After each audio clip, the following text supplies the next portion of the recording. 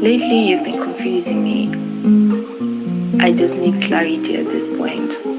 Today's like you're the perfect guy, acting all committed, and then the next thing I know, you're giving me playboy vibes. You don't seem serious about anything. I just don't understand you really. Oh yeah, cash out.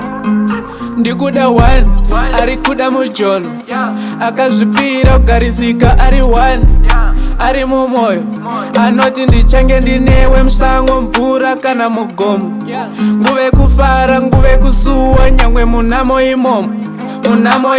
Handida nodhipisa, ndida nozvimbisa, tarisa moyo wangu hausi wesimbisha, handisi simbisha, saka iwe simbisa. Chingondinzwisisa, chingondivimbisa kuti uchavimbika, chingondivimbisa kuti hauzondivhiringa. Ukangodaro nchataura namoms, chavaudza kuti ndiwe murora. Kana ndapedza toseta magozi kuitira kuti tipedze bhora. Kana uchigaya kuti ndine mahose itasadhora iva explora. Ukangogona kutiza magora tobva taziva zvedu zvadzora. Wandoti be anondipa ke wansingashare. Handida nowanza magames cause pafe handisi player. Ndida nowanza chislay amenone ndocha betrayal. Nongoda munhu anoenda hake kuchechi chindiisa paprayer. One ari kuda mujolo akazvipira kugarisika ari one, ari mumoyo anoti ndichange ndinewe musango mvura kana mugomo,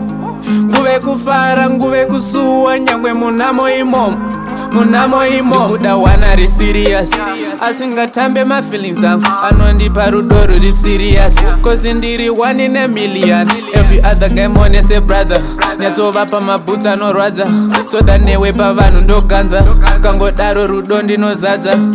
Ndikuda one ari kuda mujolo akazvipira kugarisika ari one, ari mumoyo anoti ndichange ndinewe musango mvura kana mugomo, nguve kufara nguve kusuwa nyangwe munamo imomo.